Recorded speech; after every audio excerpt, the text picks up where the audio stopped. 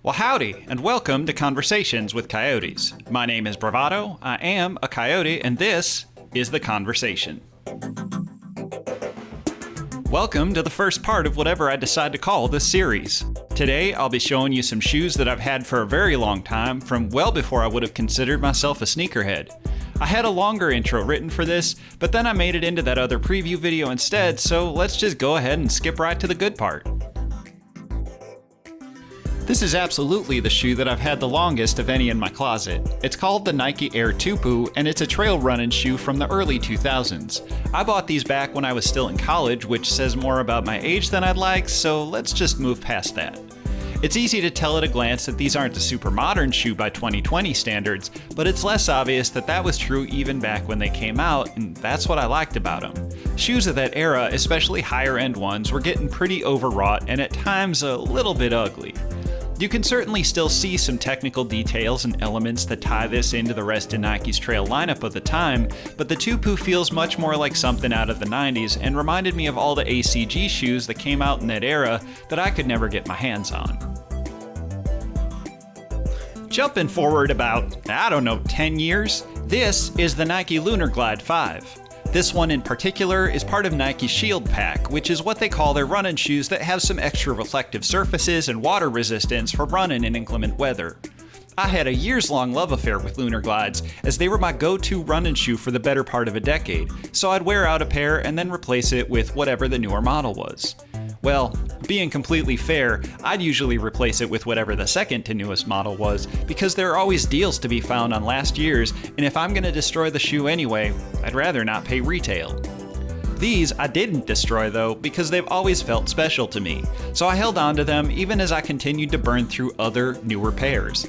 It's entirely because this colorway is the best of all the Lunar Glides. Not only do they have the best color, Volt, they are also secretly furry. Enough said.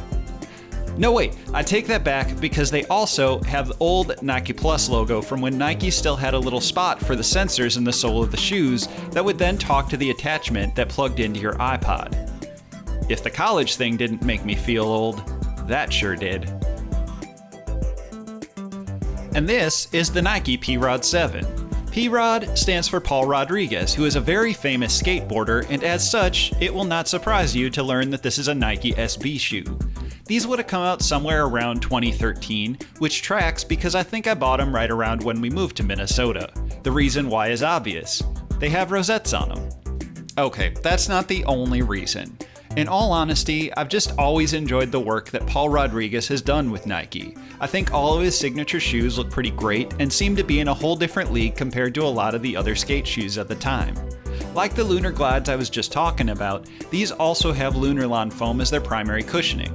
You can tell by the ridges in the midsole, which is the pattern Nike used in the majority of their Lunarlon shoes, and one that I'm a huge fan of even today. Interestingly, albeit maybe just to me, Lunarlon was phased out and replaced with React cushioning a couple years ago, and the Lunar brand has all but disappeared.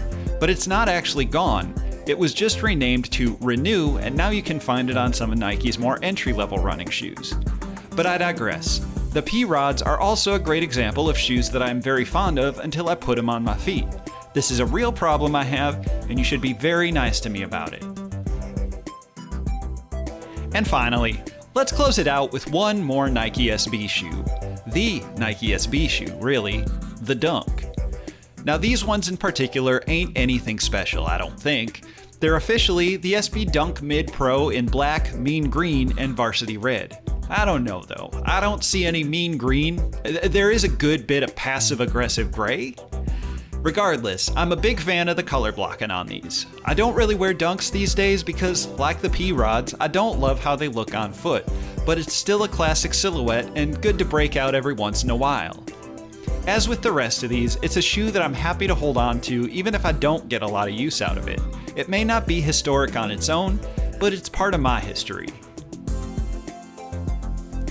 Thus concludes the first installment of whatever I decide to call this series.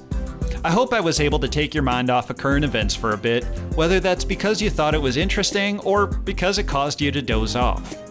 I'll be back next week to talk about some shoes that you actually heard of, so until then, thanks for watching, stay safe, and I'll catch y'all later. Nice.